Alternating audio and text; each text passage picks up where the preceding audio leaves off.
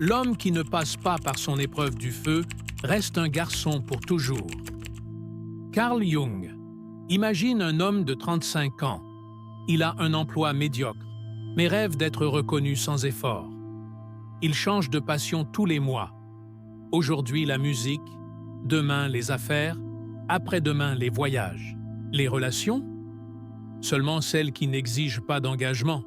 Il croit qu'il a encore tout le temps du monde, pendant que la vie lui file entre les doigts.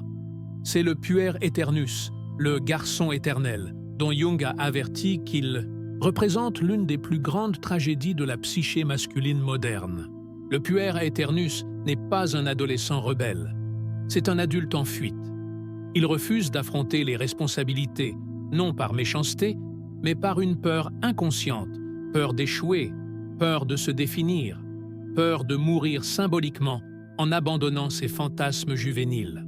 Jung a exploré cet archétype en profondeur et a découvert cette adolescence éternelle n'est pas une liberté. C'est une prison déguisée en possibilités infinies. Les symptômes sont évidents. Fuite devant l'engagement, relations, carrière, même loisirs. Fascination pour les débuts, mais terreur de terminer quelque chose. Justification créative, ce n'est pas encore mon heure. Je dois d'abord me trouver. Jalousie secrète envers ceux qui ont le courage de grandir. La société moderne a aggravé les choses. Les réseaux sociaux vendent l'illusion que tout est possible, à condition de ne s'engager dans rien. Le puer aeternus moderne ne vit pas dans les forêts comme Peter Pan. Il est sur Tinder, dans les espaces de coworking, dans les cours en ligne qu'il ne finit jamais. Il croit qu'il s'explore, alors qu'en réalité, il se cache. Jung a été d'une clarté brutale. Le puer aeternus n'est pas un héros romantique. C'est un avertissement. Dans la mythologie, Icare a volé trop près du soleil avec des ailes de cire et s'est écrasé. Dans la vraie vie, l'homme-enfant répète ce destin. Il veut la gloire sans sacrifice, l'amour sans don de soi, la sagesse sans douleur. Et à la fin, il découvre trop tard que le temps ne pardonne pas. Mais pourquoi cela arrive-t-il? Jung a pointé du doigt l'ombre paternelle. Des pères absents, faibles ou tyranniques, créent des hommes qui ne savent pas ce que signifie être adulte. Sans modèle de maturité, ils restent coincés dans un limbo, ni garçon, ni homme. La sortie? Affronter le dragon de la maturité, celui qui exige du sang, de la sueur et l'abandon des fantasmes infantiles. Voici le paradoxe.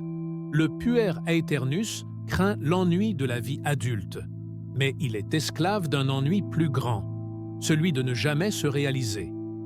Il saute de projet en projet, de passion en passion, toujours avec cette sensation que la vraie vie est ailleurs. Jung dirait « Elle est précisément là où tu ne veux pas regarder ». Le chemin pour sortir de ce piège n'est pas facile, mais il est simple. Arrête de te mentir. Tu ne te découvres pas. Tu procrastines ta vie. Choisis une souffrance. Grandir fait mal. Ne pas grandir fait encore plus mal. Trouve des mentors, pas juste des compagnons de fête.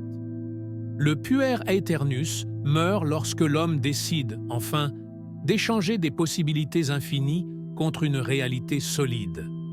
Pas par résignation, mais par courage. Comme l'a écrit Nietzsche, « Deviens ce que tu es ». Et cela n'arrive que lorsque tu cesses de fuir. La fleur la plus résistante naît du sol le plus fissuré. Carl Jung. Le puer aeternus n'est pas perdu. Il est en transition. Jung savait que chaque crise cache un appel, et l'homme-enfant porte en lui non pas une malédiction, mais une graine de transformation. Le secret réside non pas dans le rejet de sa nature, mais dans sa conduite vers la maturité sans éteindre son feu créatif. Il y a un moment décisif dans la vie de tout puer, celui où la lassitude de Conchodona, fuir dépasse la peur de grandir. C'est lorsque les relations vides commencent à peser plus lourd que la solitude, lorsque l'instabilité se révèle non pas comme une liberté, mais comme une prison. Jung appelait cela la rencontre avec l'ombre, l'instant où l'homme fait face au prix de son adolescence éternelle. Pas à travers des sermons, mais par la douleur sourde de sentir la vie lui échapper entre les doigts. La métamorphose commence par un acte simple et révolutionnaire. Assumer un engagement irrévocable. Cela peut être un projet de plusieurs années, un mariage, ou même prendre soin d'un parent malade. Le puère tremble devant ses vœux. Ils lui semblent une mort.